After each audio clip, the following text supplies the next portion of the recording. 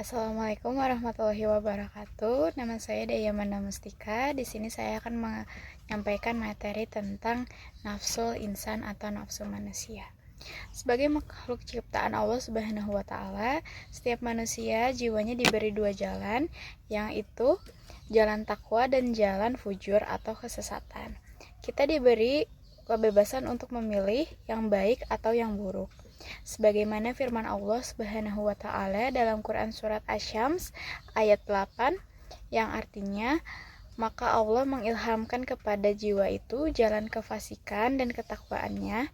Allah mengatakan bahwa beruntunglah orang-orang yang selalu membersihkan jiwanya, tazkiyatun nafs, dan merugilah orang yang mengotorinya. Dalam hadis dikatakan, Rasulullah Shallallahu Alaihi Wasallam bersabda, Allah Ta'ala berfirman, Aku telah menciptakan hamba-hambaku dalam keadaan hanif.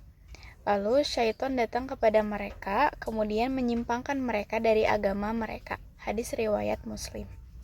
Bila ruh manusia dapat menguasai hawa nafsunya, maka nafsunya akan menjadi nafsu yang tenang atau disebut nafsu mutmainah.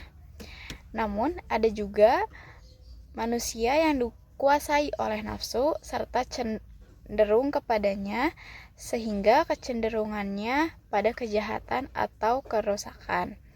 Hawa nafsu yang seperti ini bisa kita sebut dengan nafsu amarah. Kemudian di antara keduanya ada juga nafsu lawamah yang menggambarkan adanya tarik-menarik antara ruh dan hawa nafsu.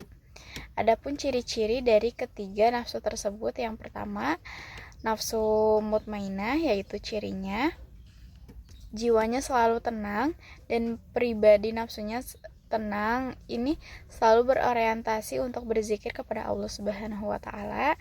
Mereka juga sangat rajin beribadah.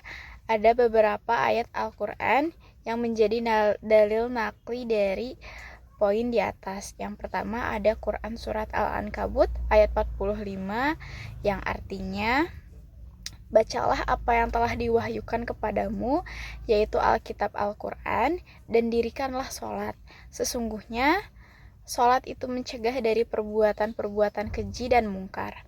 Dan sesungguhnya mengingat Allah, sholat adalah lebih besar keutamaannya dari ibadah-ibadah yang lain, dan Allah mengetahui apa yang kamu kerjakan.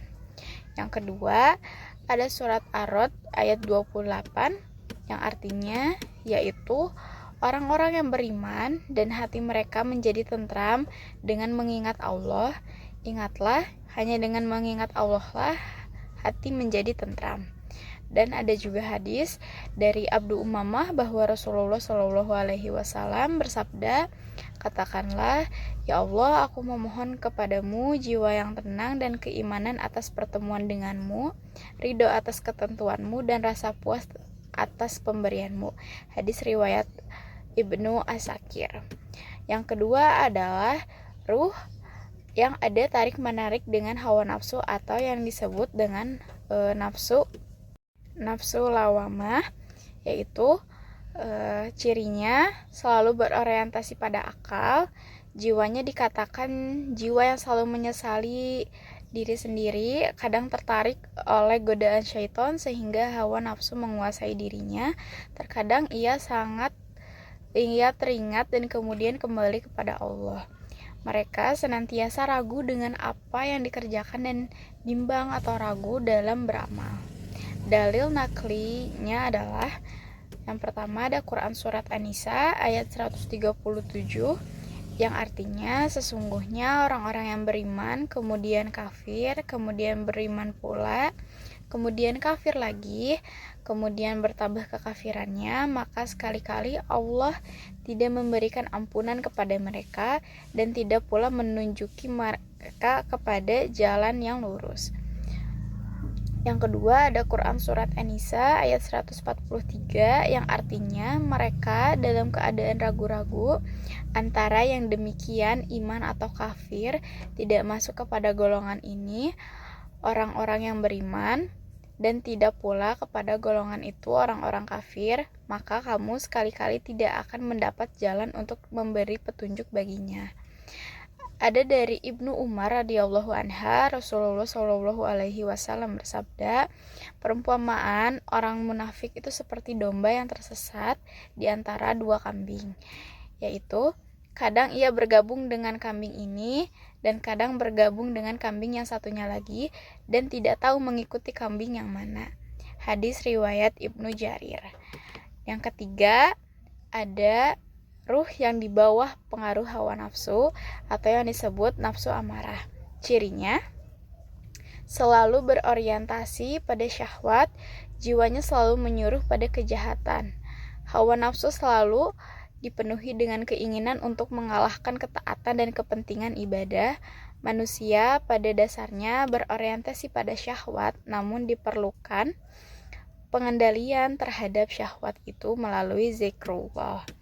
Adapun beberapa dalil naklinya, yang pertama itu ada Quran surat Al-Jasiyah ayat 23 yang artinya, maka pernahkah kamu melihat orang yang menjadikan hawa nafsunya sebagai Tuhannya dan Allah membiarkannya berdasarkan ilmunya, dan Allah telah mengunci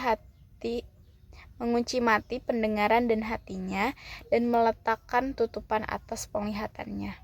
Maka siapakah yang akan memberi petunjuk sesudah Allah membiarkannya sesat? Mengapa kamu tidak mengambil pelajaran?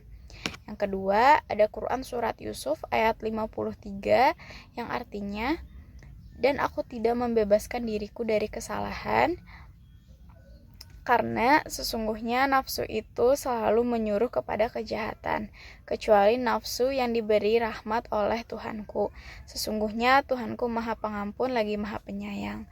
Rasulullah Shallallahu alaihi wasallam bersabda, tiada aku tinggalkan fitnah yang lebih berbahaya bagi kaum laki-laki daripada fitnah wanita.